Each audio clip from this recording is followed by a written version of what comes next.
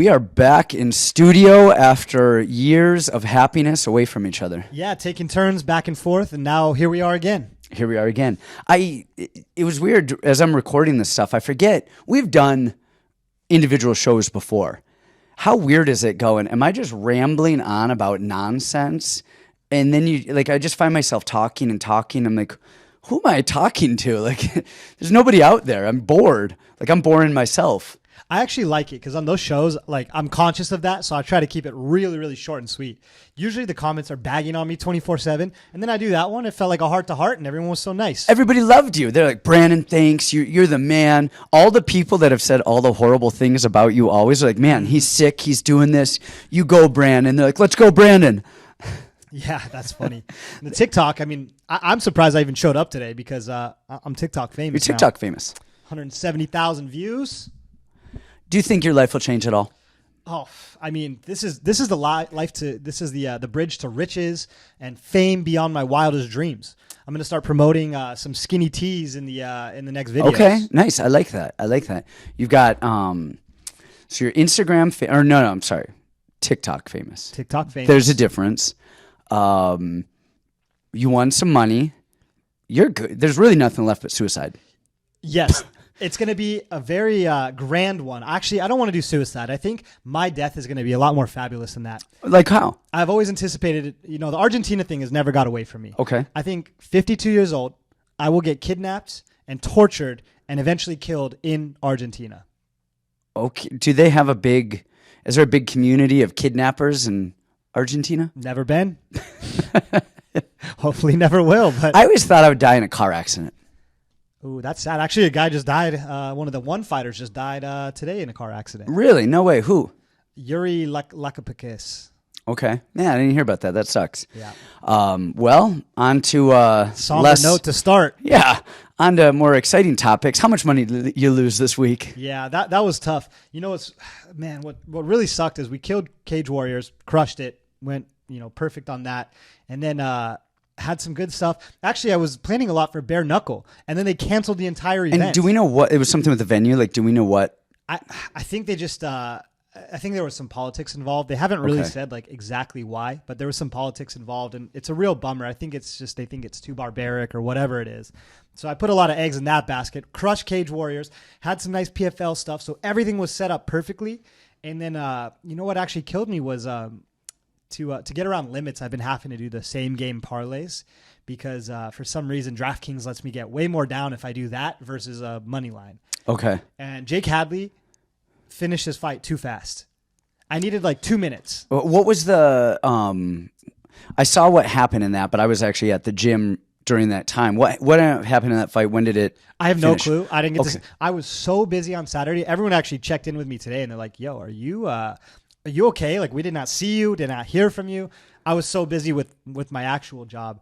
I didn't get to watch the fights except for the Fazeev fight. I sat in my car in a shitty connection watching that one, which was a little unbelievable too. But yeah, I needed Hadley to win in over 2 minutes. Of course, he wins in a minute. And then Christian Leroy Duncan, I needed him to win in a couple minutes. He's slow, takes his time. And then I heard Dusko's knee blows out. So, man, those killed me. Otherwise, it would have been an incredible weekend.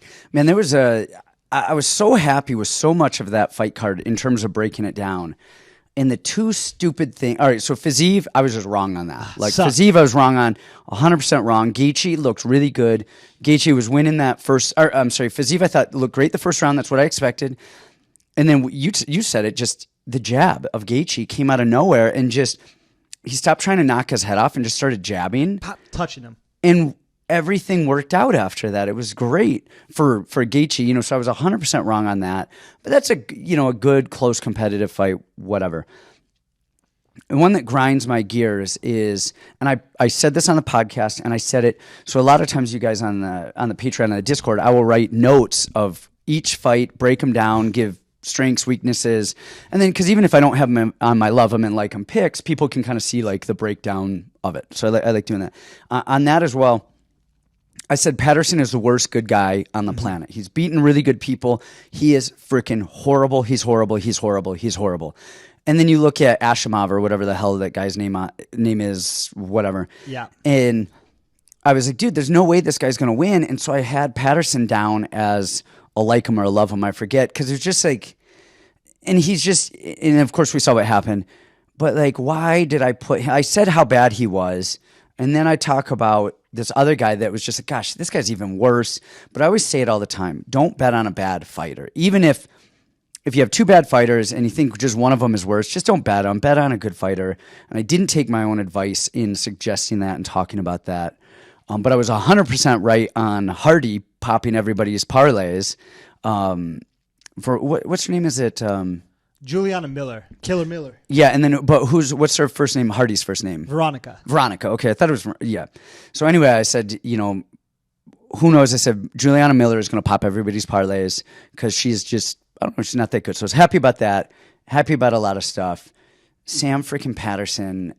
Just I didn't take my own advice. God, it sucks because I'm glad I didn't do the breakdown because people would have come back to me like, you're an idiot, you don't know anything. Honestly, I don't watch any of these like prediction shows or honestly, I stopped even reading the comments on our own stuff. Like I'm so busy, I'm just doing my own stuff. Yep. But like people will kill someone over one pick. They're like, yeah. No, this guy said this about this guy, but he lost on this other fight. His happened on this invalid. one. Somebody came back and posted on the comments of my last video, the one I did solo. Yeah, that Gaethje's not a world beater, didn't age well. And I'm like, dude, but what about the other 12 fights I called perfectly on this card? Yeah. It's like, and I even said on Leon Edwards, I said, Leon's going to win and he's going to make it look easier. And I mean, besides a point deduction, I thought that was true. Yeah. But they're always going to hold you to the one you missed. Thing. Yeah. And you can't. You could nail 5 underdogs. You could do everything well. And then that one, your opinion is now invalid. You suck. You're the worst ever. And I'm glad that I wasn't on it because when that first fight got announced, Patterson versus Ashimov, I know both of these guys very well because Ashimov, I bet against him in CFFC when he fought Ryan Rizko. I've known him for a long time. I saw when he fought Dennis Hughes. I don't think he's good at all. He's awful. His tape is amongst the worst. He's just strong and he waits for his people to mess up. Doesn't fuck up. He doesn't fuck off. He just doesn't die, and then people end up screwing up somehow, and he's there to capitalize. Meanwhile, Patterson, I'm watching in Brave FC. He's going against all these crazy Russians and Dagestanis and everything, and every single time he's coming out with a win. So when this fight got announced, sometimes I see fights and I go, okay, this is the fight. I'm going to Las Vegas. I'm taking a bag of cash with me, and I'm going out on my shield. And this was one I was like, I have to do it. I need to get as much money down as I can. And, I didn't end up betting it near as heavy just because of the chalk. I didn't want to pay minus 280 or minus 300, but and I'm glad I didn't because I would have been very sad come today. But I would have on the breakdown said Patterson's going to blow him out of the water, and I still thought that was true. Yeah, I mean, it's weird. The thing, though, is we break down tape. We don't read the future. Yeah, We're not in there fighting. I say that all the time. Well, and we're not psychics. People are like, oh, you read that. Oh, you were wrong. It's like, okay. Well, especially on a fight like that. Now, I take way more. I take it way worse if somebody loses a decision. If I watch the tape and then somebody goes to a decision, they get beat badly in all facets of the game. I take that personally. But when it's a 1-punch KO or a 1-minute KO, you didn't even get to see the fight MMA, play out. Man. It's MMA. It happens. So what do you do? Yep. Well, we've got a card in front of us now. It's actually a decent little card. I kind of like it. It's a decent little card. And the main event is kind of wild, man. Chito Vera and Cory Sandhagen. And it's funny because these are two guys, we'll get to this later, but I want to touch on it even before we get into anything. I always love Cory Sandhagen, and he lets me down. And I always hate on Chito, and he always proves me wrong. So this is an interesting one. We'll get to the breakdown in a minute. That means your pick is pretty easy here. Yeah, it's pretty easy right here. So, but all in all, I like the fight card. I think there's a lot of fights. We have Hailey Cowan on it, who I think actually has a better matchup than she did the last one. And some other stuff. So we'll get to that. But before we do, you guys, as always, please like and subscribe to the channel on YouTube. And if you are on Spotify or iTunes, please download us and follow as well. That always helps us out. And then, of course, check us out on the Patreon, the Discord and stuff. So it's a lot of fun. Anything else you want to talk about before we get going on the card? I just got signed with Showtime Group. You did. And I'm all right. So one, congrats. Two, they are going wild over here. They're signing everybody on the planet. So I'm really curious to see how that goes, what relationships they have, how it ends up as a management group, as a whole, and kind of where they go from here. So I'm excited for that. I'm excited for you get healed up and making your pro freaking debut. It was just time for someone to look for a fight for me because you're so busy you can't look for fights for me all the time in different promotions, and I got to get healed up. My ankle's still torn up a little bit. Sparring hard wasn't the smartest idea while it was still not healed. Well, hey, let's get an injury, break our ankle, tear everything in it, rip it apart.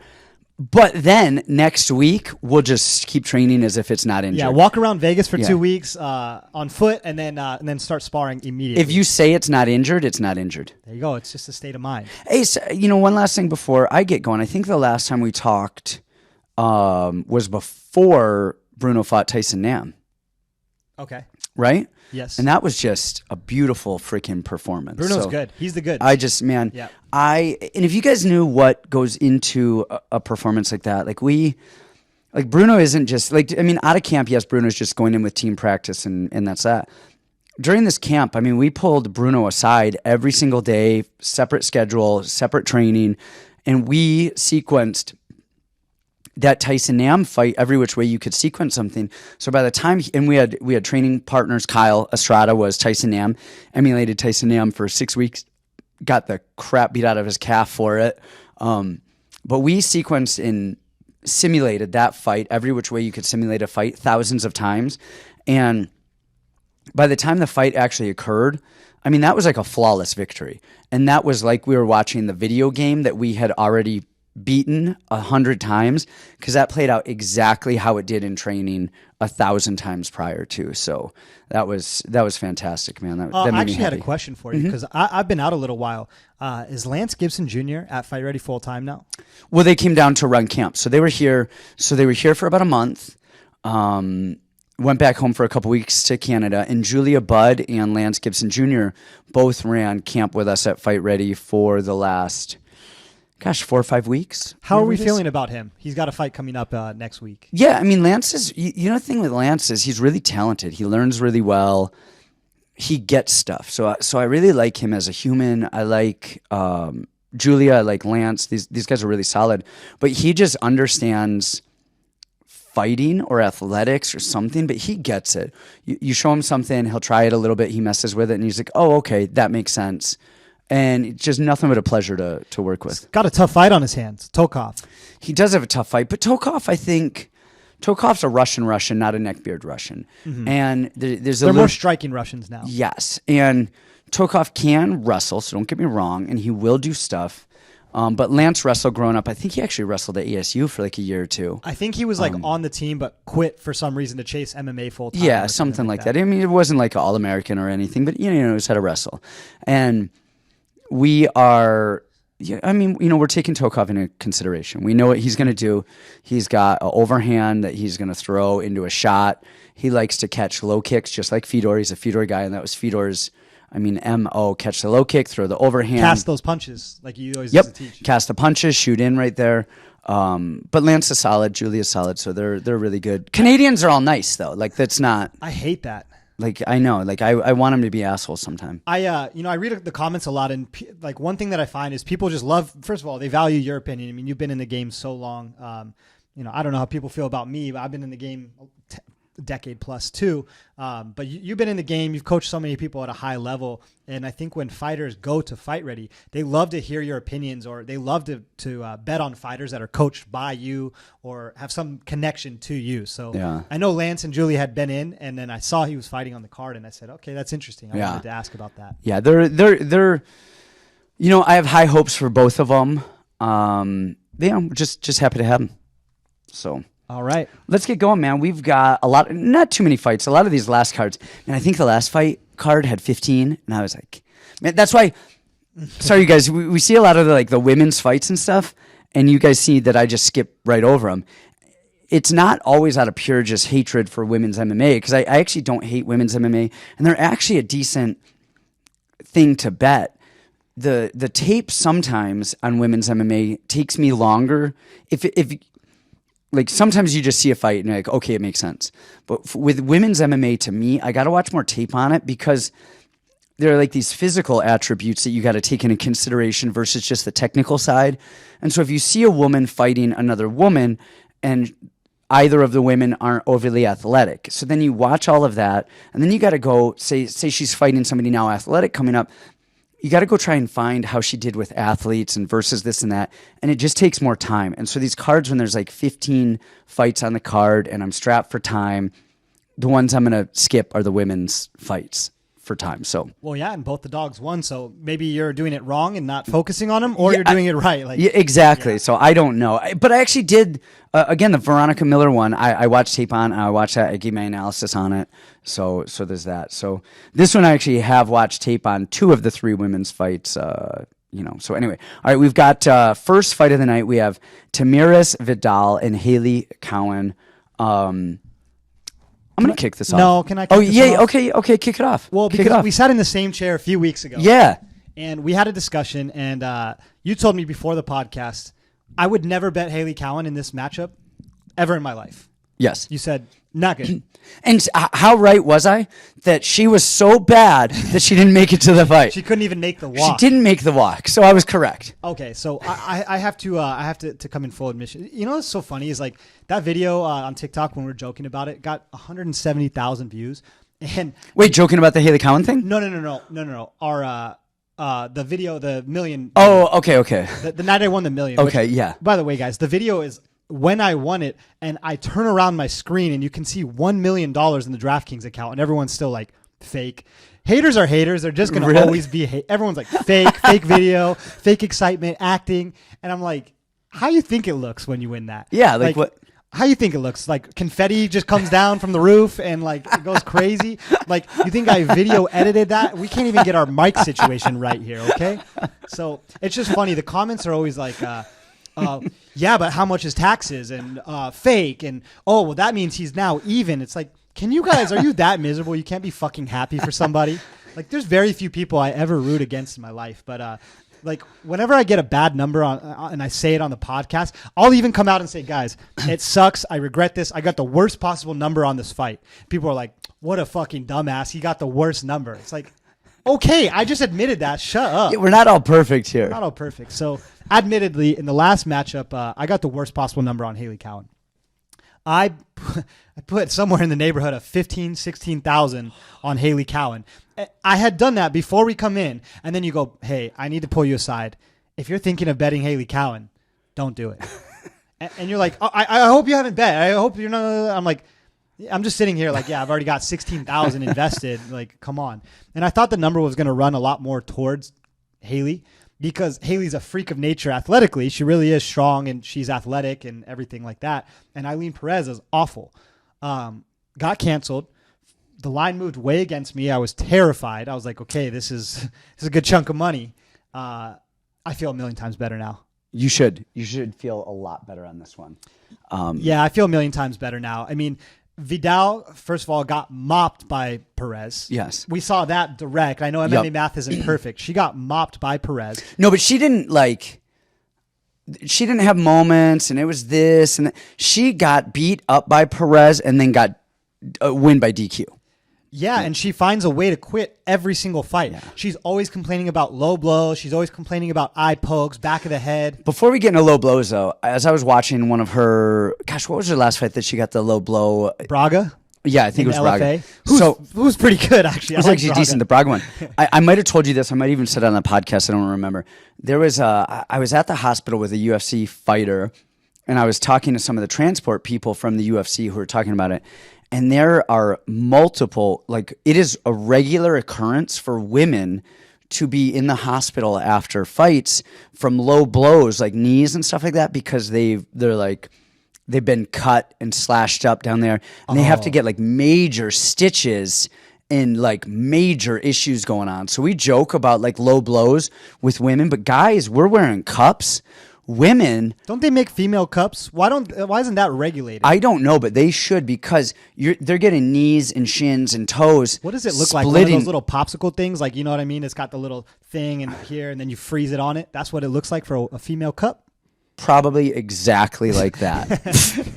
So anyway, so low blows for females, honestly, like they kind of freak me out more than low blows for men now that I have heard that. So anyway, back to the fight, but that just really threw me off. I would say maybe that's the only thing that worries me. Vidal's fat. Like, I don't mean that in like a derogatory, like in life she's fat, but like for a professional fighter in the highest organization in the world, she's fat. She's fat. Floppy. Yeah, and she shouldn't be that way. And then you see Hailey Cowan, who's ripped, shredded. She's in amazing shape, all-American gymnast. Vidal fights for about 1 round, and then she's pretty much done after that. Yep. She prays to get you down, get your back, try some kind of grappling exchange. And I don't even think her striking is that good either. It's just kind of big, wild, sloppy overhands. Yep. She beat the legendary Ramona Pascual. Like UFC honorary Hall of Fame material right there.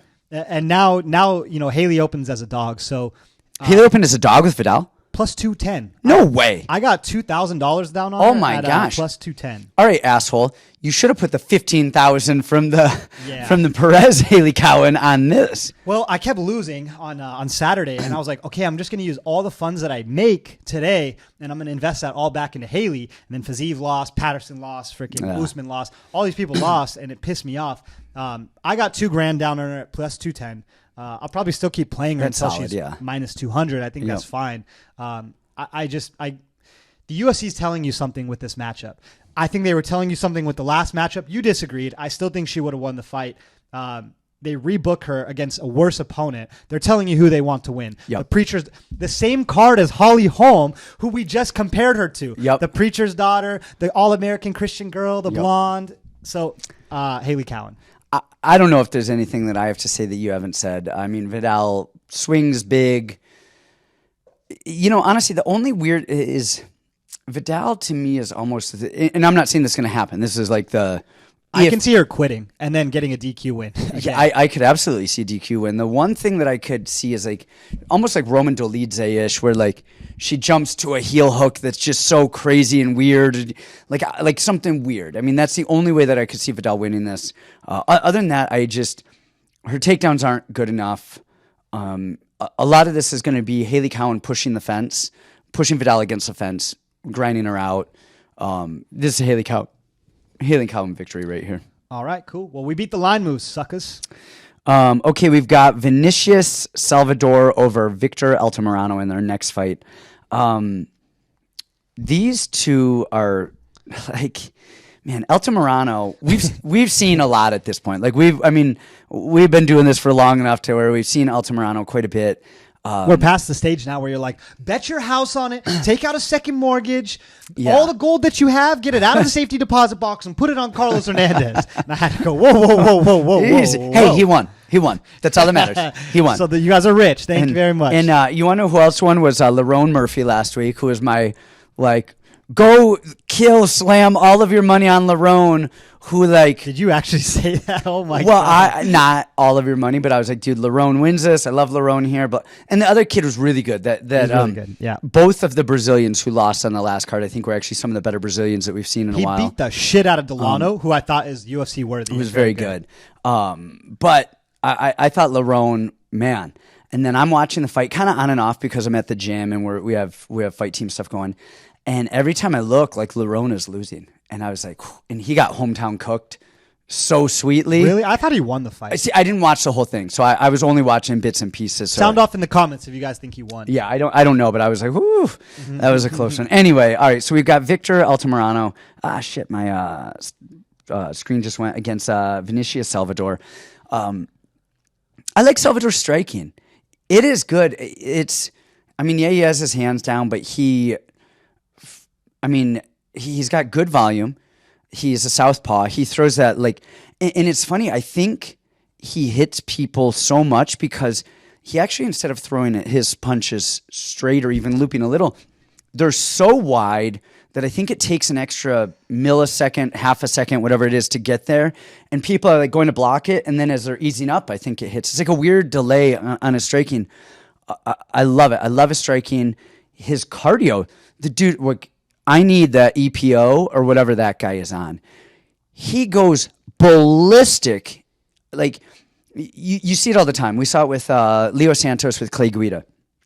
Heard him, went balls out to kill, didn't kill him, and then was dead. Well, Vinicius goes out for that same kill, doesn't kill him, is like, yeah, I'm fine. Like, we're good here. Back to it, yep. Yeah, like right at it. I was watching him, I don't know if it was the last fight or the fight before, all out brawl war for the first round. And I was watching him in between the first and the second round right before they go back out. And I'm looking at his chest. It is barely expanding. Like, he is barely breathing heavy. And I was like, holy crap. Really, I love his striking. On the other side of that, actually, before we get there, his jiu-jitsu isn't very good. It's okay defensively, but it's not like he is going to attack a lot. And what worries me is he stays on his back a little bit long, and he doesn't have great takedown defense. Like, he's not a great wrestler. Fortunately, Altamirano is not a great wrestler. However, he will initiate the clinch, and if he gets on top, he's decent on top. His submission game is decent, and he's actually pretty good on top. We talk about this all the time. Wrestlers do such a good job getting the fight to the ground, but their control is kind of weak. Yeah. Jiu-jitsu guys have such a shitty time getting the fight to the ground, but when they're on top, their control is pretty good. Yep. And that's kind of what we have here. Altamirano does this shitty peekaboo, like, hey, I'm fighting. He looks like a kid joking around fighting. And then he throws volume. I mean, whatever. I think Altamirano's going to lose the stand-up battle, and I think he's going to lose it heavily. But does he end up on top? That's what worries me here. I lean Vinicius on this because his cardio is so good that I think that even if he gets taken down round 1 or 2 or at some point, I think he'll be able to find his mark, come out fresher, at some point stop the shot, which we saw in his last fight where he did stop the shot in the second round after, really you could tell his cardio was just so much better. And then his cardio was like the 14th minute, it's just as good as the first minute, and he goes out swinging to kill you nonstop.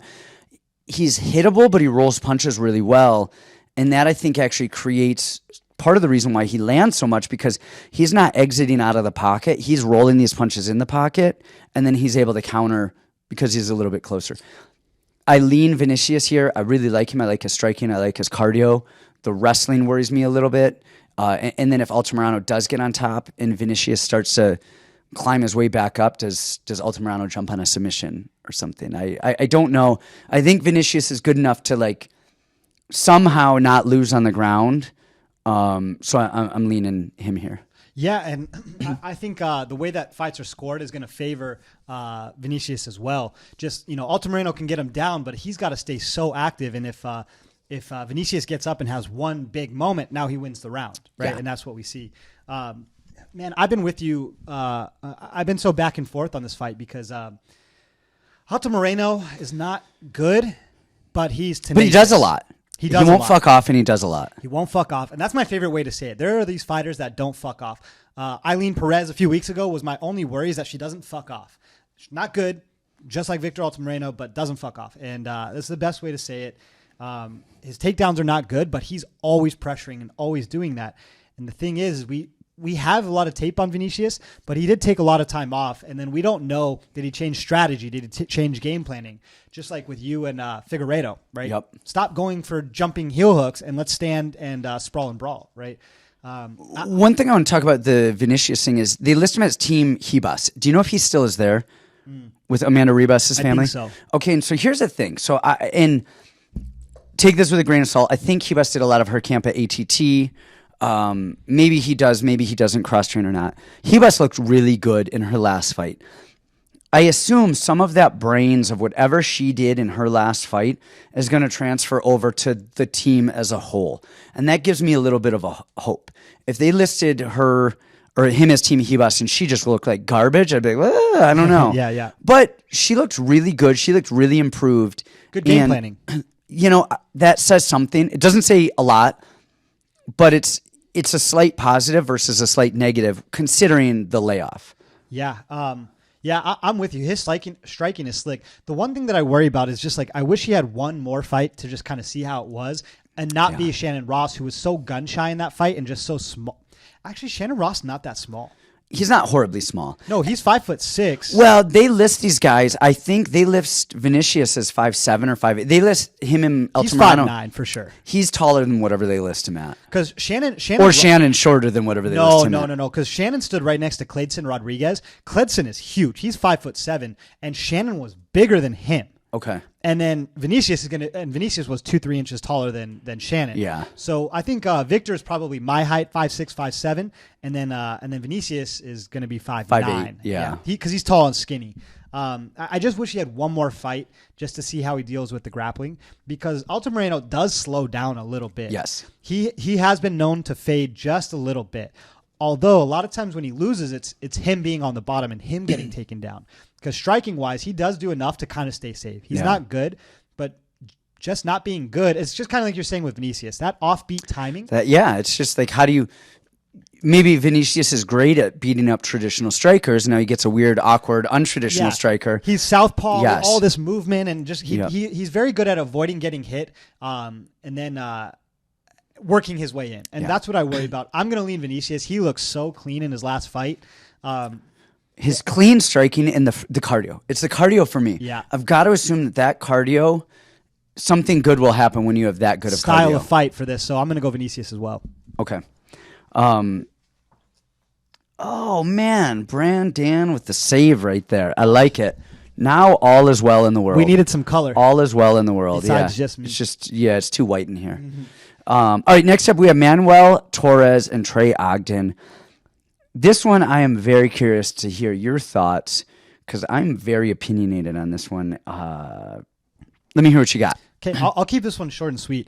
I'm never a fan of these round one or bust fighters. Manuel Torres, to me, is right now in that Terrence McKinney category where watching him fight is insane. It's super exciting. Man, he's entertaining. He does swing hard, and he connects, and they're big looping punches. He's wide, his chin is up, and you can't fight that pace forever. Trey Ogden is almost the complete opposite, where he's jab, low kick, find your spots, wrestle when you need to.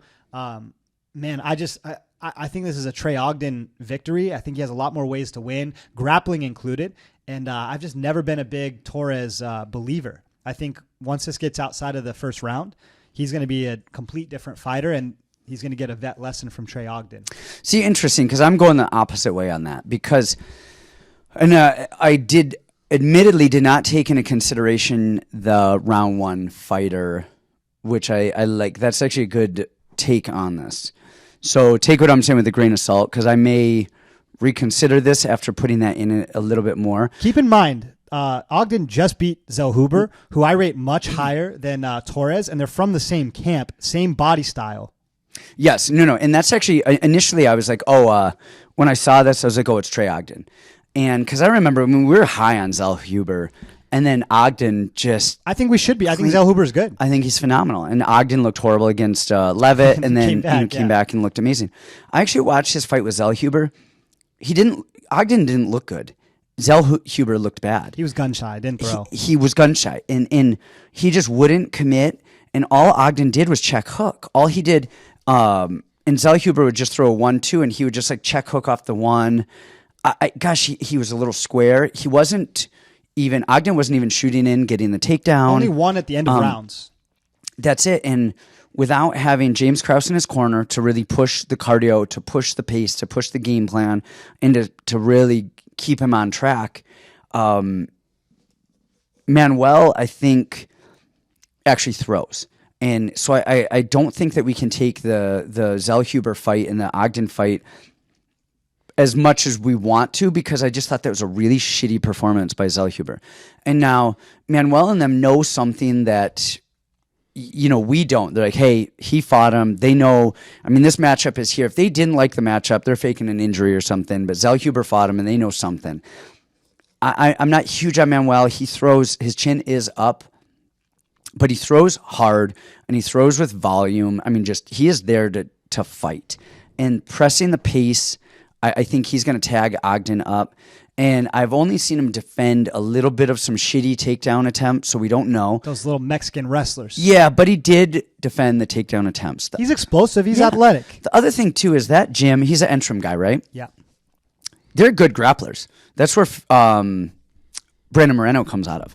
They're known as grapplers, and they have just started adding the striking into it, but that was a full-on grappling, wrestling gym forever. So I'm assuming, again, I'm kind of stretching here, but I'm assuming Manuel is actually going to be adept on the ground, and Ogden is I mean, he's good. He's good at jiu-jitsu, but he's not a crazy submission specialist guy. And I think when Manuel is just in his face, swinging, throwing, Ogden's either going to have to shoot, which, I mean, we'll see if he does, or I think he's going to get tagged up standing right there. He lost by knee bar, Torres. Dude, he lost twice by leg lock. A heel hook and a knee bar. A heel hook and a knee bar. I know. That's crazy. And that's what worries me, but that was a while ago. Look at this. Round one. Oh, everything. I know. I know. All the way down. He's never even had a fight go to the second round. Yeah, he did. He won a split Enrique decision against Gonzalez. Enrique Gonzalez, but that was back in 2018. So we don't know how he's going to look in round 2. So I'm assuming that he's going to look good enough, and I don't know. And that's what I said. I was thinking of this just on what I saw, but you brought up a good point of like what happens if it goes past round 1. But I mean, we saw it now. Again, Ogden took the fight with Levitt on short notice-ish, but he was getting ready for another fight right then, too. So maybe it was adrenaline, who knows. But he death-gassed. He looked good against Zellhuber, who didn't pull the trigger at all. And Torres is not going to be forced into as taxing of a fight with Ogden because Ogden barely throws. He throws jabs and that is exactly it. Ogden does not throw a lot. He doesn't press a lot. He settles back, and he wants to counter. And So really, Manuel gets to like dictate the pace of the fight. I'm not letting that last Ogden performance sway me because I'm not like big on Ogden. I don't think he's bad. Bet the house on Torres. Bet everything you own on Torres. No, I'm leaning Torres because I'm hoping that he can get past a round. Just out of my own principles, I can't go with a fighter without a display of second and third round victories. Now, I'm not saying bet it because again, no, I agree with you 100%. Fight doesn't go one way or the other. Ogden sub or Torres knockout. I like that. I like that a lot. Me too. I like that a lot. FanDuel, give us a prop for that. Give us a prop. Yeah, let's see what we got. But the other one though too is just in general is I think everybody doesn't have to bet every fight. And a lot of these things, you say it all the time, a lot of times when we don't see, use this as film study. Like we don't know, like you said it with the last fight with Vinicius. Maybe you don't bet that fight and you're like, man, I wish we had one more tape, one more tape. It's hard to stay disciplined. It is. It's hard to stay disciplined. And you don't have to bet this. You don't have to bet Manuel Torres because we don't know if he's good after the first round. I assume that somebody at this level with that many fights is going to be able to is going to be okay when round 2 starts. I could be 100% wrong, but if he is okay, I think he wins this fight. If he doesn't death gas, I think he wins. All right. What is next? I don't know. What's next? CJ Vergara and Daniel Da Silva. Well, you kick this one off. You love you some... I was just going to say, I like Vergara, and you're always hating on Vergara. And like... Every time he fights, I post that picture of him where he just looking so fine. He's so sexy in the light. CJ Vergara. Hold on. Pull up Daniel Da Silva, 11-4. He lost to Victor Altamirano. Ground and pound, Francis Figueiredo, Nibar, and Jeff Molina. Jeff Molina. That's a news story. I was the first one to see that video. I was like, hey, sign me up. How can I watch this? Oh, man. All right. So we've got Daniel Da Silva, CJ Vergara. I mean, is this even... Hey, friend of the show, Jeff Molina. Just, everybody, whatever. Yeah, everyone knows. I think this is easily a Vergara win. I mean, he's durable. He doesn't screw up. He went to a decision with Odie Osborne, and that was a close fight with a lot of close moments. And Odie is a million times faster than Da Silva. Like, he's a million times better everywhere than Da Silva, I think. I mean, Da Silva did a good job actually with Molina jumping on his back round 1. Yeah. But Vergara is serviceable. He had Tatsura on his back an entire round 1 as well and didn't get submitted. And ended up, I think, getting armbarred off the transition And if Tyra is not submitting you round one, then De Silva's not submitting you round one on the back. I have to assume that that's the case. And then De Silva just death gasses, and he goes out there, he dies, he throws everything at it. Vergara is durable. He does the right stuff. He doesn't really screw up. I mean, he's got the wrestling, he's got the cardio, he's got the fight IQ, he's got the durability. Everything is in the favor of Vergara here. This is one I would legitimately say bet the freaking house on. Yeah, this one, man, it almost feels too good to be true because you're right. He holds the edge almost everywhere, and De Silva is the worst fight IQ fighter ever. He's explosive for those first 2 minutes. 3 minutes, yeah. But you just have to trust that a flyweight is not going to knock out another flyweight within 3 minutes, and then the kid just quits. Yeah. I can't believe he didn't get his walking papers after the last fight. Didn't he miss weight and got finished? I think so. Quickly. Like, the kid is an idiot. I've always hated. You say I don't like CJ. CJ's funny to me.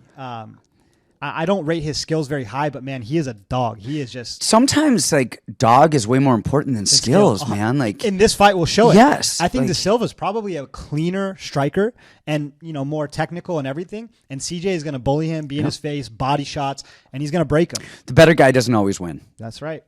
So, yeah, I like Vergara here a lot. All right, next up we've got Trevin Giles against Preston Parsons.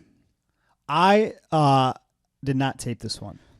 Okay, so I'm going to go on this then because we've seen Preston Parsons twice now against D-Rod, and then we saw him against Evan Elder, who looked really good in his last fight. Honestly, I thought he was on his way to win his last fight, and then it got stopped by the cut. Yeah. So, and honestly, I think that was good because I think all of us had Nazim. Nazim as a winner right there. So I'm going to switch this weird. Our show producer, Cole, where is he in Texas right now? I thought I saw him at like Dallas Stadium or something like that. He's With some like football. a football team. Yeah. Like the Blau Boys or something like that. Okay, I don't even know. Boys or something like that. Anyway, all right, so we have Trevin Giles, who's now at 170. I'm just going to pull up his last fight. His last fight was against Louis Cosi, which was horrible. Nothing happened in that fight. Before that, he fought Michael Morales and then Dricus Duplessis before that. And then you have Preston Parsons, who's good. He's fine. And I remember that Evan Elder fight being a lot more impressed with Preston Parsons, but Elder taking that fight up a weight class on like 5 days' notice, and it kind of puts it in a perspective a little bit. But Parsons is heavy on the lead leg. He's square and a little boxy with his punches. He's kind of wide. He's like a wrestler turned striker MMA guy. And I think Trevin Giles is really good. He's never going to be in the top 10 because he doesn't have the chin for it, and he's just a little bit too loose and comfortable with his own striking, and that gets him in trouble. It's very good. I like his striking. I like him as a fighter. He just makes some little mistakes that if he doesn't change are going to cost him. And then he also just the chin. It's now maybe coming down weight class and stuff like, okay, whatever. He's got a beautiful jab. His movement is great. He's got great low kicks, and Parsons being so heavy on that lead leg is a thing. And Parsons just kind of plods forward and is there. I see him just getting pieced apart with a jab and a calf kick for 15 minutes unless, that's how the fight is going to start. And then that's going to be the story of the fight. And then Parsons going to have to throw something, run into something. I wouldn't be surprised to see Giles drop him. He's long, he's fast, he's got a good straight right as well. So, and honestly, even his wrestling is good. He just got his black belt. Like, Trevin Giles is one of those guys who's very, very, very good and is never going to live up to the potential as a fighter as his actual skill set is. It's funny because last night I went to bed. Like, I literally went to bed, pulled the blanket over me. My stomach was not feeling well. I was like just a little upset. 2 seconds later, I got out of bed and went and started watching the rest of this film. And this was the fight that I was watching pretty much to finish up. And I was so glad that happened because just watching that, I was like Trevin Giles, I don't think, do you have the odds up? I think he's like minus 275. Oh, see, I didn't even think he was that much. I thought he was like minus 160 or something when I was looking. I could be wrong. But man, I love Trevin Giles on this spot here over Parsons. Let me take a look. Yeah, for what it's worth, I didn't tape this one, and only because I watched Preston Parsons, both of his fights, but not every in and out of him like I have with Trevin Giles in the past. I'm with you. Trevin Giles' resume is actually so impressive. All the guys that he's beaten, and then look this weekend, right? You watch Roman Dolidze, who's come leaps and bounds. Okay, so first of all, we got to get to Roman Dolidze, who lost, who I said to you guys, at some point, Roman Dolidze... Oh, you're right. Trevin Giles minus 120. Okay, yeah. And Dricus Duplessis. I said, I always bet against him. At some point, one of them has to lose. I said, Dolidze is going to lose this one. He lost. But I almost wish he won, whether it proved me wrong or not, because at some point I was hoping... He's a big favorite. No, I was hoping that if these two just keep winning, they have to fight each other, and one of them will lose. like that's how I wanted either of them to lose. And then, of course, I was going to pick one, and the other one would freaking win, of course. But anyway, keep going on this. Man, Trevin, I really think Trevin's good. Look at his resume. Look at the guys that he's beaten. But even look at that fight with Roman. That fight, Trevin versus Roman, was the fight that we went, man, Roman can never be trusted because he's such an ape idiot. But his skills were so equal. Yeah. He submitted freaking Jack Hermanson. And Trevin is there chilling with him, grappling like nothing. No problem. Hitting him in the face while Roman's talking shit. And while he's going attacking leg locks and heel hooks. Whatever. Nothing. Yeah, and I thought he was doing really well against Michael Morales until he wasn't. Like, he is legitimately very, very good. Who is it? Bevon Lewis, who at one point people were pretty high on Bevon to take it to the next step. And he just I think I could be wrong. I thought Trevin Giles beat Ryan Spann in LFA. Didn't he beat Brendan Allen too? He beat Brendan Allen and Ryan Spann and Ike Villanueva and Legacy and LFA before they were in the UFC. I mean, like, dude, that's a solid record right there. I mean, those are some good guys. He lost to a couple of guillotines, Zach Cummings, Gerald Mearshart. Beat the legendary James Krause. Now, that one is actually a little bit... I mean, Krause took that on 12-hour notice up 2 weight classes. So, I mean, that one... But I like Trevin Giles here at minus 120. How could you not? I think the only thing that gets us as close as it is they're going Trevin Giles has been knocked out. He's a little chinny. But is Parsons the guy who's going to test that chin and is going to do it? I don't think so. He's such a big body, Preston. Yeah. You're right. He's very square and like I don't know what he reminds me of, like a kickboxer or something. Just very square, big body, like. But a kickboxer who is actually a wrestler. Yeah. Like, I mean, it's just clunky. Maybe like a way less fluid, like Dustin Jacoby or something. I don't even know how to like equate it, but he's just very square, big body. Yeah, I can't see his cardio going. You know, he kind of reminds me of Alex Morono, his striking, like very wide hooks, very square punches, but not as technical or as skilled, but that style. All right, we're on Giles here. Next up, we have the Steven Peterson against Lucas Alexander. Why don't you lead this one off? I think this one's going to be crazy. Okay, tell me, because I'm curious about it. Well, I'm looking at the odds. I was kind of hoping Alexander... What are the odds? Plus 150 for Alexander. Okay. And like minus 180 or something for Steven Peterson. Okay.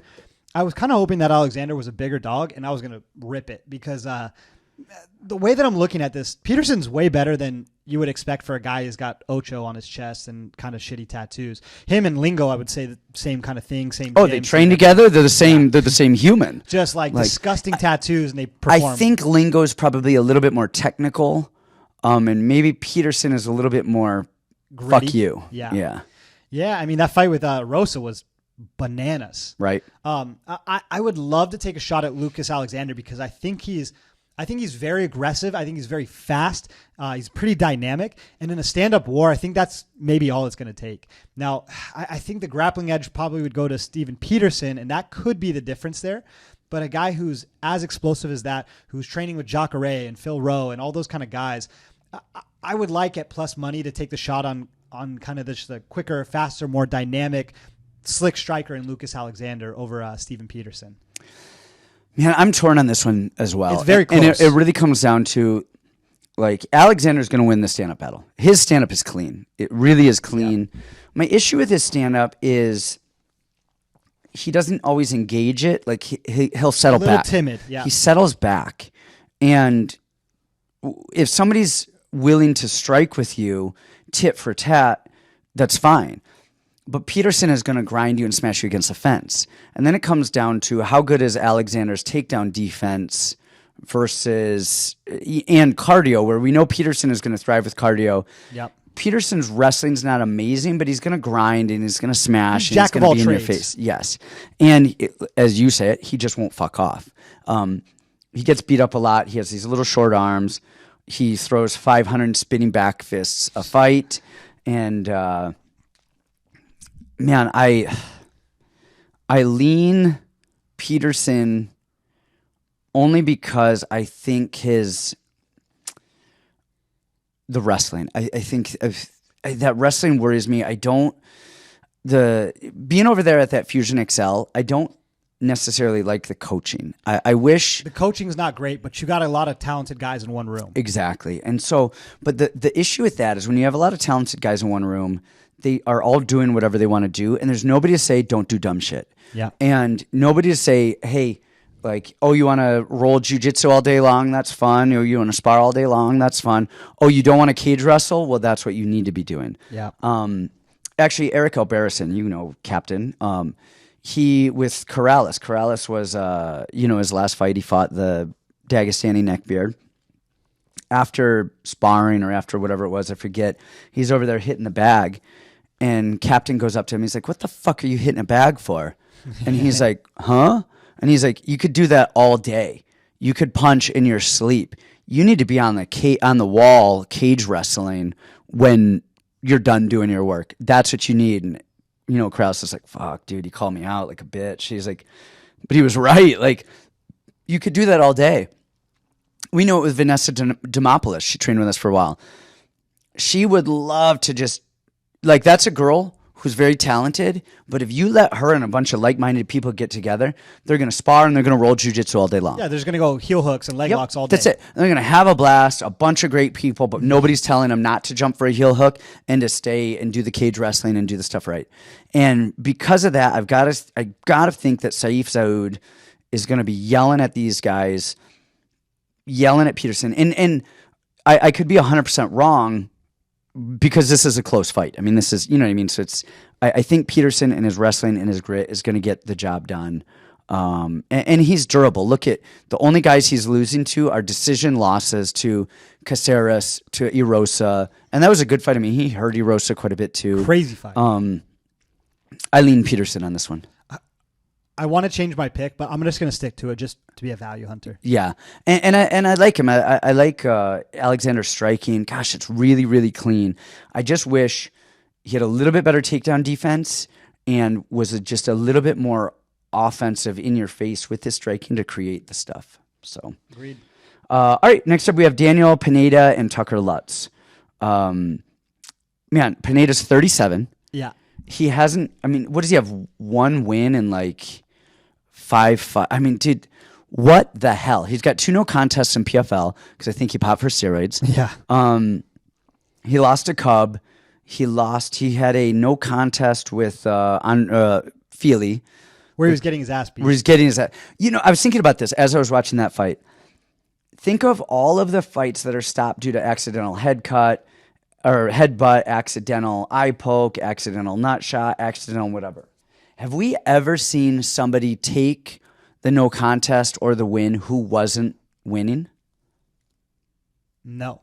It's always people who are losing, right? Yeah. Right? I think so. If you guys in the comments, if you guys can think of an example of somebody who didn't keep fighting and they were winning the fight, let me know. Arguably Alexander Romanov when he fought Juan Espino, but the fight was not good. I mean, he was starting to lose. Yes, you're right. He was starting to fade. And then that. So let us know. I'm curious about that because I was thinking about that. So Pineda, I mean, he swings for the fences. He's old. His wrestling is, his grappling is good. No, his grappling is good, but his wrestling is not great. Yeah. And his Tucker Lutz, who I believe wrestled in college, has been wrestling since he was a kid, who looked really good, really up against everybody except for Sabatino, who I think that cage, those Philly cage wrestling guys, they've got it down. And it's different. And it's so different. And I think guys who can wrestle really well think, oh, I can wrestle really well. And then you end up cage wrestling somebody and you're like, oh, this is not the same. I'll wrestle any state champion, college wrestler, but give me a cage. Yeah, that's exactly it. Like, give me a cage, you're losing. Out in the open, different story. throw me on the ground, Wait, I'm no falling jokes? down. Okay, Yeah. hold on. All right. Exactly. And so I think, man, Tucker Lutz looked, I'm not wowed by him everywhere. Like, I don't think, like, there's nothing amazing about him, but he does the right stuff. He's huge. He doesn't fade cardio-wise. His cardio's good. He's good pretty much everywhere. He fights behind his kicks a lot, which are actually good against Pineda, because Pineda wants to land those big overhand punches. Tucker will throw kicks, and then he punches after the kick. So he throws the kicks, people are blocking, then he's punching afterwards. I like Tucker Lutz here. I think it's kind of almost a no-brainer for Tucker Lutz. I mean, outside of something wild and weird happening, I think this is a really solid Lutz win. I agree with you 1,000%. Like, I try to give Pineda the benefit of the doubt, but I mean, geez, Pineda lost to Cub Swanson, who's old as dirt, was getting his ass beat by Andre Feely. He beat Herbert Burns, who I think we all knew was not who everyone thought that he was. Whatever. And then 2 no contests that he lost. Did he lose both those to Movid? No, I think isn't that the one where he flying kneed Movid and knocked him out, and then got turned into a no contest? Leg kick and hooks. I don't know. Maybe. Yeah. I don't know. And then, I mean, it's just, he was doing a lot of steroids before. He just reminds me of one of those guys who's just been through everything, like a Drew Fickett type. Yeah. Just been through every age and time in MMA. And if you're doing steroids as a 23-year-old and then you get off and then you're still going to be able to function as a human, you get off steroids at 34, 35, and then try to be regular again, you're not the same. And we're seeing that in his UFC tenure. Yeah, this is a hey Tucker, here's a pick me back up. Yes. They like Tucker. They They wanted him to win before. The Sabatini one, I think, was one of those, like, whoever wins this, we're going to give a push to. Yep. Sabatini got the push. Yep. He got the exactly. Push. So I think Tucker's aside. I mean, if you want to be safe on this, I think Pineda round 1 as a hedge, but I think Tucker's pretty clean side. Pretty solid here. Yep, I think so. All right, next up, this is actually a hard one for me. Chidi Njokuani and Albert Duraev. What do you have on this? I'm curious. God, I've been trying to fade Chidi for a long time. I know. I don't know if this is a spot again, because we've seen Duraev. Originally, we had thought Duraev was the neckbeard Russian crazy amazing guy, because we saw that on Contender Series, and he looked like that guy. Duraev couldn't get Kopylov down. All right. The only way that he got Kopylov down was when they restarted them for the fence grab, and they started him in the position, and then he got him down. He couldn't do it without the refs' help. I mean, granted, they restarted him because of Kopylov grabbed the fence or did something, not shot. I forget what it was, but it was after the restart that he got him down. And in fairness, though, Kopylov has been shown to have a lot better takedown defense than we thought. Puna, who was an All-American in D3 or whatever, couldn't get him down either. Or at least for long or whatever. Yeah. But Duraev just doesn't have the cardio to keep fighting that fight. And he's really got to work to get But that. does Chidi have the cardio? See, we don't know, but also Chidi's had a long career, and he's come a long way. This is like, it sucks that Chidi is fighting again, and we just continue to never have enough tape on Chidi. We can never get it. Like, where is he now? How is he going to deal with the grappling? Like, how is he, how does he look? He's tall, he's fast, he's athletic, he's a very good striker, he's a black belt in jiu-jitsu. Has someone got in his ear and just said, hey, when we get taken down, we need to stand back up? Yeah. Because on paper, you think a neckbeard Russian Duraev is going to take him down, grind him out. We also thought Mab would do that. We thought a lot of guys would do that. I didn't. I thought Chidi was going to starch Mab. And he did. And he did. But it's one of those things where he starts him early. Man, Chidi early is unbelievable. Chidi after 5 minutes is very unimpressive. So are we going Duraev on this one? I don't know. Joaquin Buckley, I think, is a lot better than people give him credit for. So what Joaquin Buckley did, first of all, is he defended the takedowns well. Joaquin Buckley moved laterally. And Joaquin Buckley moves left and right. Chidi stands right in front of you, straight Muay Thai style. Go watch Chidi in his last fight, Gregory Rodriguez. Just stands right in front of you, Muay Thai style there. Now, with that said, Rodriguez shot, and Chidi blasted a knee right to the face right off the bat. And he is good at that. He times stuff. Because he knows what people want to do. Yep, he's so athletic. He's so dynamic. I love Chidi. I love his striking. His jiu-jitsu is not even bad. It's just he'll lay on his back, and then we're there. So honestly, I don't even know where to go with this one because I think Chidi is a better fighter. I think Chidi can beat Duraev up. I think standing, it's completely a Chidi fight. Can Duraev get through round one, press Chidi against the fence, and start to wear on him? Without his own gas tank dying, too. Without his own gas tank dying. I lean Chidi here, but I mean, like 51% to 49%. I just don't know about the cardio of Chidi, and if he does get taken down, I'm going Chidi because actually the reason why I'm going Chidi and why it just is Rodriguez got a takedown on him early. They scrambled, and Chidi defended hard and popped back up. They threw the fuck down in that first round, and Rodriguez was just the fresher. Rodriguez's gas tank is always great. I don't think if that same situation happens with Duraev, I think Duraev is going to be a little bit slower than Rodriguez was, and I think the pace will balance a little bit. I could be an absolute idiot here because even in the betting Bible, cardio wrestling, I don't know. Duraev pushed pretty hard in the Kopylov fight to seal it. Yes, and he was pushing and fighting hard with Buckley. Just his eyes got shut down. I thought he kind of gave up on that one. Well, but he they stopped the fight after the second round because of his eyes. He didn't want to be in there though. No, yeah, but he was still fighting up until they stopped it. Like at the end of it. I'm going to go Duraev. Maybe I even play this one big. I'm going to sit down with this one a little bit longer. I think you might. Yeah, I think just talking it out loud, I think I've got to lean Duraev here. Like, so you're switching or you're playing both? No, I'm switching to Duraev. I think. Because the line move would say something. But that being said, like Cowan went from plus 210 where I got her. Now she's a, minus 130 favorite, so. Yeah, I love Chidi. I just can't.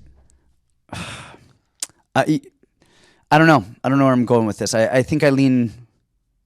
It wasn't that long ago that John Salter was doing what he did to Chidi. Yes. And now you got Duraev, who's in the UFC, training at Extreme. And you know what? Let me say this. This might tip the scales. Sean Strickland actually posted with Duraev today.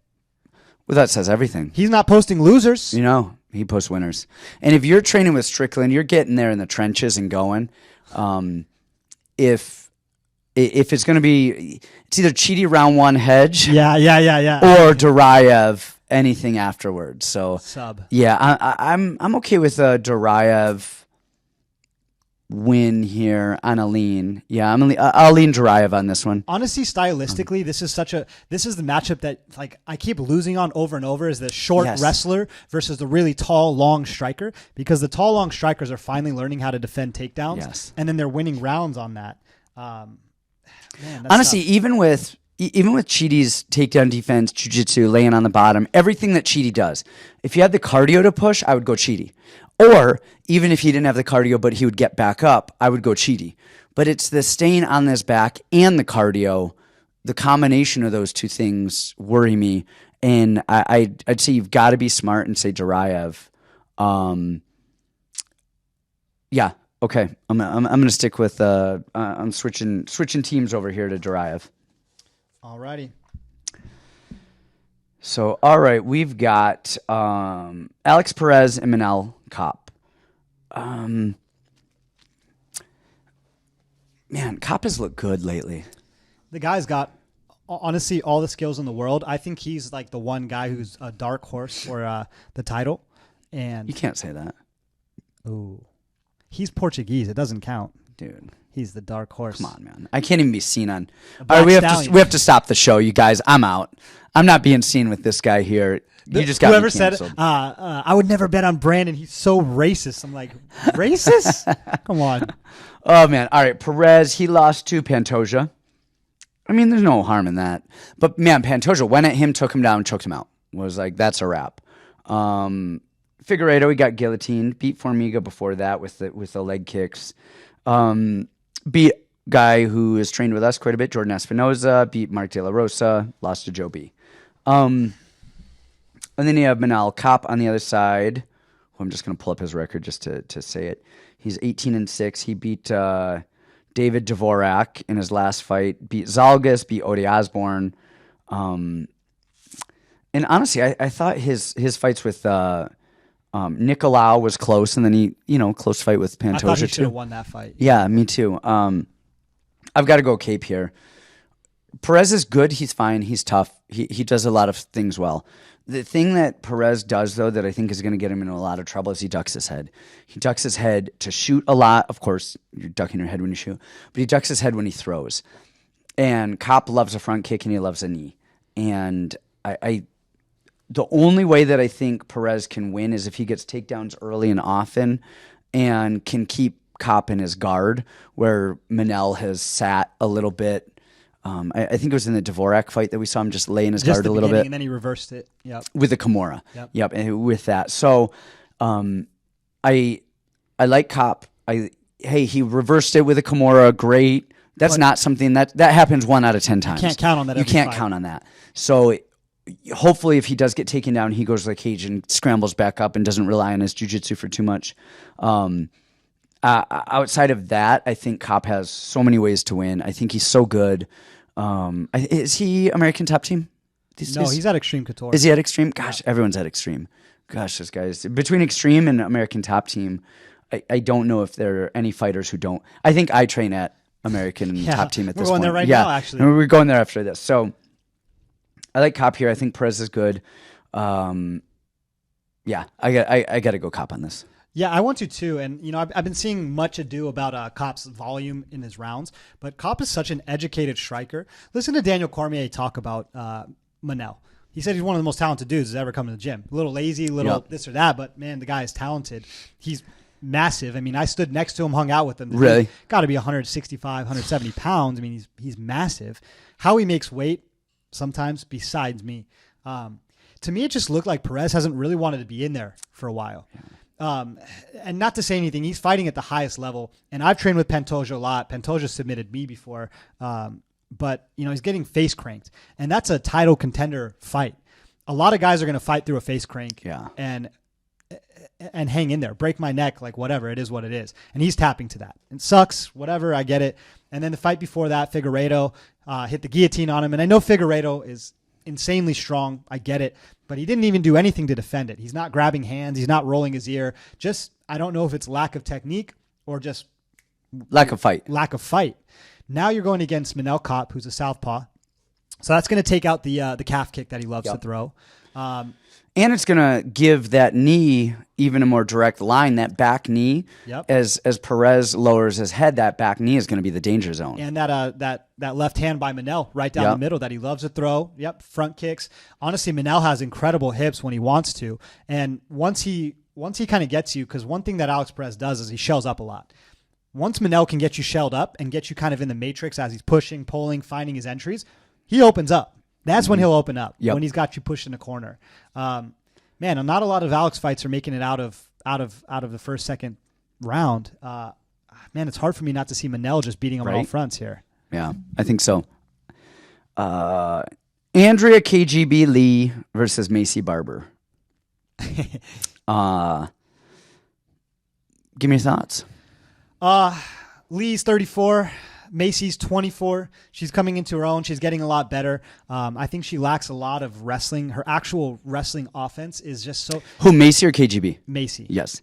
Her wrestling offense is so poor. She's big and physical and puts you on the cage, but to actually get you from point A to point B, which is on the ground, is what she struggles with a lot. She's not super high volume, but she does hit hard. I think this is supposed to be a tee-up spot for Maycee. And based on Lee's last fight where she couldn't defend a takedown to save her life, I'm going to lean Maycee here, but I really don't love this spot. And I hate playing Maycee Barber fights because oftentimes she makes fights a lot closer than they really need to be. So I will choose Maycee, but I don't love it.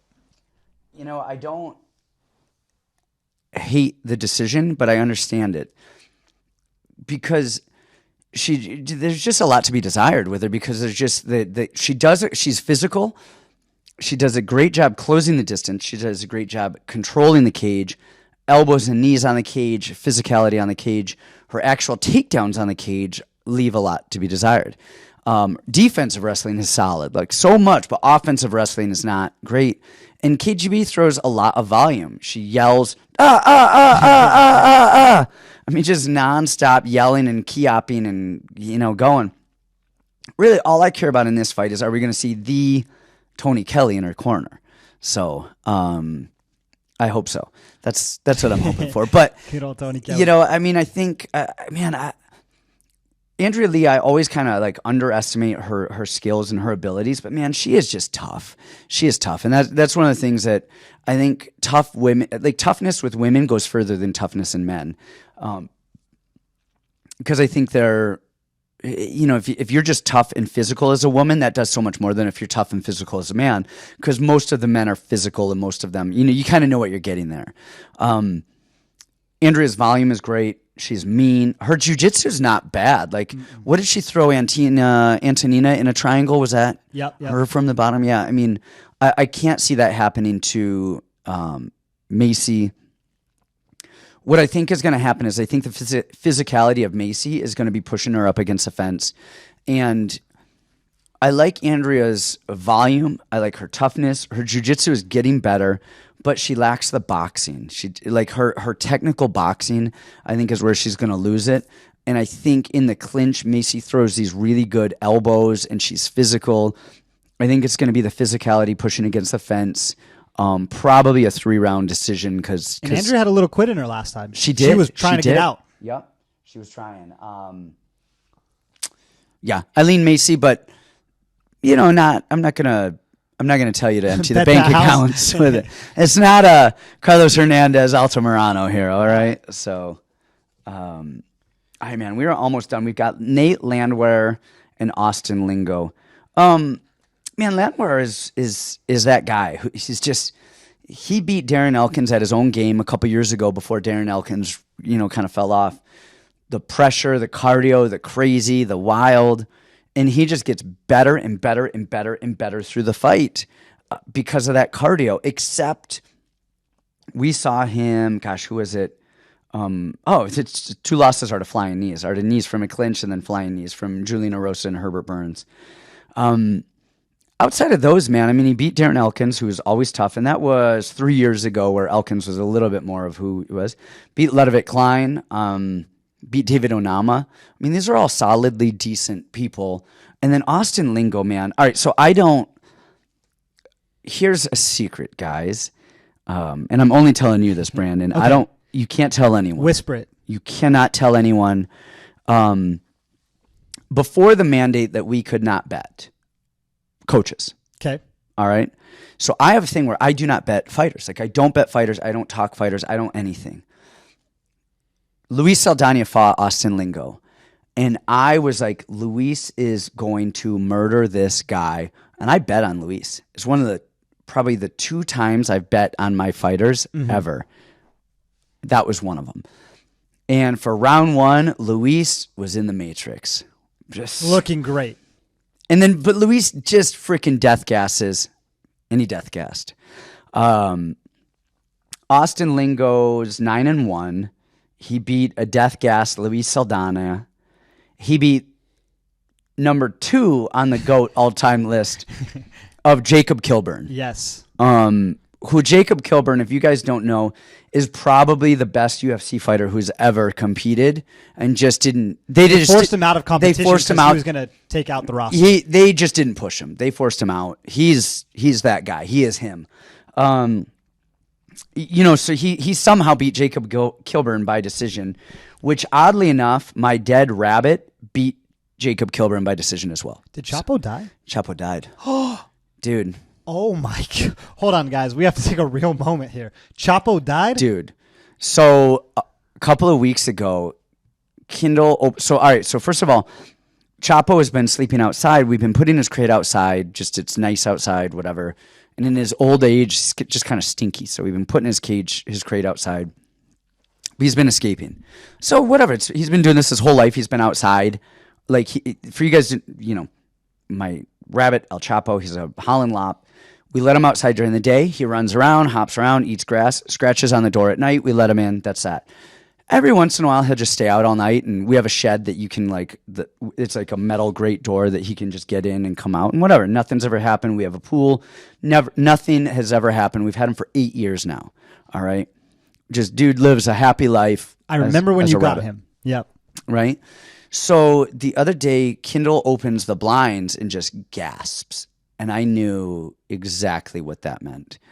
And I run out there, and Chapo is floating in my pool.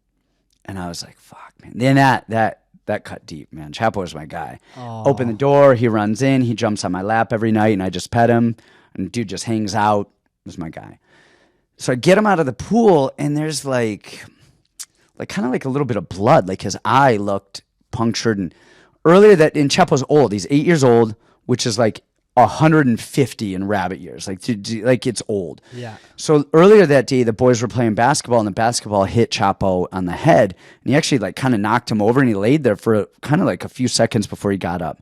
So in the morning, which nothing, it wasn't like malicious or anything, but stuff like that has happened in the past, whatever. It's a basketball, hit him in the head, whatever. But so then in the morning, we see him in the pool, and we're thinking about it, and then we're like, maybe that gave him a concussion or something and wobbled him. He's running around at night and fell in the pool. But then it didn't explain like the blood out of his eye and just stuff. So then on the next door app, my wife was saying, hey, there's been hawks in the area. And we never see hawks in the area. But I think what happened is a hawk saw him, grabbed him, picked him up, and then he dropped him in the pool. Like Chapo probably flailed, probably fell down and dropped in the pool. So anyway, that gets me because I mean, look, animals are animals. I'm not a crazy animal person, like whatever. But what gets me is I feel bad. I feel like he probably got fucking hawk claw talon in the face and then dropped in the pool and drowned. Oh. Yes. In pain, drowning, and like in... Not even kidnapped to Argentina and tortured. Not even kidnapped and tortured in Argentina. And I think, man, if I just like brought him inside, or if I just made sure that he wasn't out, the guilt, kept him in his crate, it's going to eat you. It's a little bit of guilt. So anyway, I feel bad, man. I feel bad. Chapo died, and he was a good Chapo. He was a good Chapo. So, all right, man. But Chapo does have a victory over Jacob Kilburn. On to sadder things. Holly Holm versus Yana Santos. Wait, we're not even there yet. We just... Anyway, so I guess I'm going to cut that one short because, Chapo kind of took the wind out of my sails. I'm going Nate because I think he has the cardio and the pressure, and I don't think he's going to death gas. I actually think this could be the parlay buster, and I wanted to say the same things as you. Is like, man, who has Lingo really beat? And he's beating horrible guys and looking mediocre while he does it. But man, the guy throws and he's got hand speed and he puts combinations together, and it's really annoying. Like I wish he was a little bit worse, and I would load the boat on Nate. But the thing that I was seeing in Nate's fight against Onama is every time Onama would throw at him, Nate would almost cover and turn away. And Onama was only throwing one or two at a time. Lingo throws 1, 2, 3, 4, 5 at a time. Yep. And so I'm worried just not by a knockout or anything, but just optics. Nate takes a second to set. He has to reset every single time that he throws. Okay, here, now I'm throwing. Now I'm wearing you down. Now you're tired, now I'm throwing. But Lingo keeps pressing forward, keeps putting combinations together. I don't think Nate's going to grapple just out of his own craziness. His craziness. Yeah. Like, he won't put together a game plan. He just wants to fight. This is definitely going to be fight of the night. Yeah, I think so, 100%. And, the thing with Nate is he's never going to take the path of least resistance. He's going to make this as hard as he possibly can to try to prove a point. And honestly, I think Nate's okay losing. I don't think he cares if he wins or loses. He just likes fighting. He likes fighting. Whereas Lingo, I think, is like, no. I want to win. I will do whatever it takes. I'm going to hang in the fight as long as I possibly can so I can win this fight. So just stylistically, with the punches that Lingo's putting together, this one scares me. I'll probably go Lingo on this. Okay, interesting. All right, Holly Holm, Yana Santos, and I didn't tape this one, so I said there was a fight on here I didn't tape. This is the one, but I was actually thinking of taping it, and I didn't because I saw it scratched on Bovada, and I was wondering like, oh, did this get canceled? Is Yana pregnant again? Probably. Isn't that crazy? She fought pregnant. She did? She actually fought pregnant? She was like 3 months pregnant. She fought Caitlin Vieira. How did she pass that? No clue. She had her baby like 6 months after her fight. And everyone's like, hold up a minute. Wow. Am I talking conjecture? I'm pretty sure this is like real. I think she fought pregnant and like nobody knew or whatever. Tell me if I'm being crazy, you guys. I don't want to start rumors that's like not a thing, but I'm almost positive. That's wild. Wow. Man, Holly Holm, how old is she now? Like 64? 41. Ironically, has looked the same since she was 21. I know. She looks the same, man. She just looked at like an old 21-year-old, but a young 41-year-old. So, I mean, first of all, I thought she won her last fight. That was, I think, just a solid robbery right there. Yana, I don't know. Give me the goods on this because I would, I don't know. I didn't tape it. I'm just mad that Holly Holm lost her last fight. I would kind of lean Yana without tape, but you might tell me the opposite. Yeah, okay, you're being crazy. I wanted to make a case for Yana as well. She's supposed to be, this world-renowned kickboxer. Really, her kickboxing is just kind of throwing crazy punches, running at you, and then grabbing a hold of you and outsizing you, big girling you. I just don't see Holly Holm losing this fight. Her footwork, her movement, her clinch fighting, her boxing, like everything she does, and she hasn't really lost a step. It's not like she's getting chinned in all these fights. She's not getting one punch KO. Yeah. I mean, she just looks clean. She's always in shape. You can count on that with Holly Holm. Technically, she's way superior to Yana. I just don't see an angle for Yana to win this because she's just running at people. Grab a hold. She just blitzes into that split. Yeah. No one's going to force her into grappling things. I don't think Holly's going takedowns on her, and I don't think she's probably going to go take. She might try to go takedowns on Holly. I don't think she's going to get them. So I know Holly's old. I know this seems like a bad spot. But old in women years isn't the same as old in men years. Yeah, especially when you're not getting chinned. They're like rabbits. They're like Chapo. They're like Chapo. Yeah, she's 8 years old. I got Holly Holm here. Okay, nice. Yeah, like I said, I didn't tape it all. I will before the end of the week. But all right, main event time, man. Marlon, Chito Vera, Cory Sandhagen. They're both 30 years old. They just won't, man. Like I said, Marlon just won't. Is Marlon 30? Off.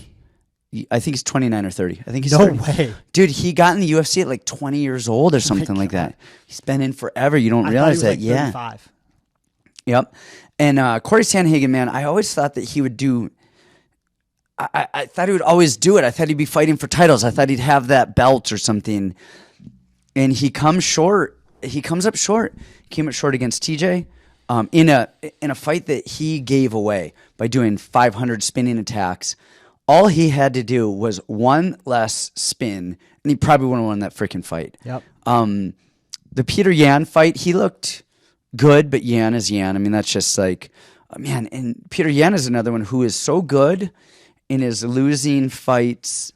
I think he's 1-3 or 1-4 in his last. Crazy. Which is insane. And then you have Chito, who beat Dominic Cruz in his last fight. Rob Font, the fight before that. Frankie Edgar. Yeah, I mean, Edgar is kind of shot. I mean, beat Frankie Edgar. Cory Sandhagen beat Frankie Edgar too. They both knocked him out. But I can't even put that on the resume or say that's something good at this point. That's almost like, hey, assholes, why'd you beat up an old man at this point?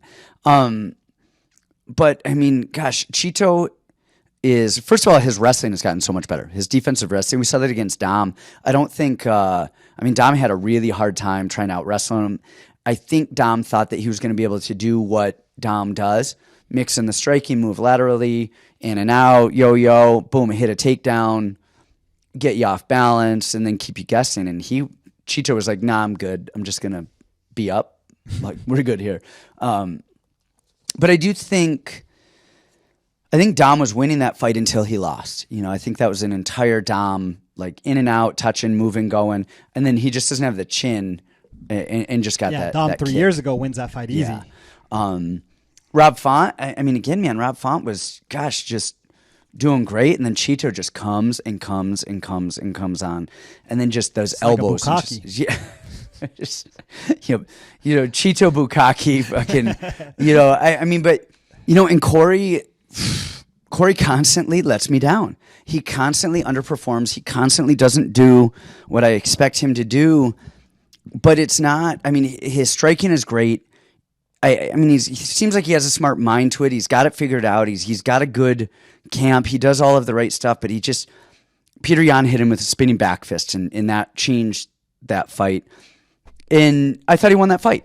I thought, or not that fight. I'm sorry, the TJ fight. So, yep. But even that Peter Yan fight, that was close. That was a good fight. That was a close fight. But and then the TJ fight, he was doing the dumb shit by spinning, and TJ was taking his back and just holding on to him. And at some point, he's got to, the universe has got to switch correctly. If you keep betting somebody, eventually they're going to win or they're going to lose. So if you just keep hitting, playing black, eventually it's going to freaking hit. Yeah, you just keep adding more money, and eventually you're going to come out positive. Yeah, just keep doubling down. You just need a big enough bankroll to keep doubling down. That's what a rich guy told me one time. So I think that, Marlon's going to do well in round 4 and round 5. He's got cardio for days. The dude has toughness for days. He's got the clinch. He's got the elbows. He's got the knees. His boxing is getting better. His striking as a whole is getting better. Chito is getting better. He's tough. He's good. I think stylistically, this is going to be just a stand-up battle for the most part. And I think because of that, Cory can touch and move and do the stuff that Dom was doing without being murdered at the end. I lean Cory. I hope Cory. I think Cory. Marlon's probably going to prove me wrong. Yeah, I'm going to break my one rule here of never bet a white, and I'm going to bet a white. Man, I just think Chito is so low volume for so long as he stalks you, and then he's tagging these guys at the end of the round that have no chin. Dom, Rob Font, and that's how he's winning. Frankie Edgar. I think if Cory has some semblance of a chin, his striking is super educated. He's always been the man. And he's long. He's long, making reads. Yeah, he's long, just like Chito is. I don't think there's a lot of grappling going to be going on here. So we have a kickboxing match with a super educated guy with higher volume and more reads versus the guy who kind of plods forward and just kind of finds his time. So it's hard for me not to love Cory here, but main event, it's tough. I got Cory. 5 rounds are always tough, man. It's not like Cory fades. No, he doesn't fade, but there's so much that can happen. Honestly, you want to know what I'm shocked with as we were talking about it, is Fiziev and Gaethje.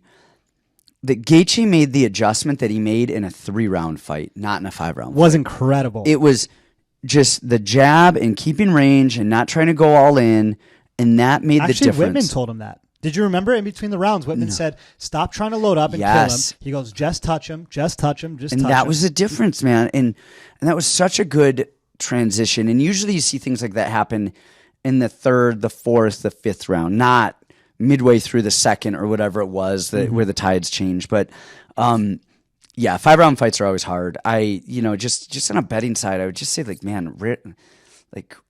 if you did well throughout the card, don't bet the main events. But that's always don't bet main events for the most part.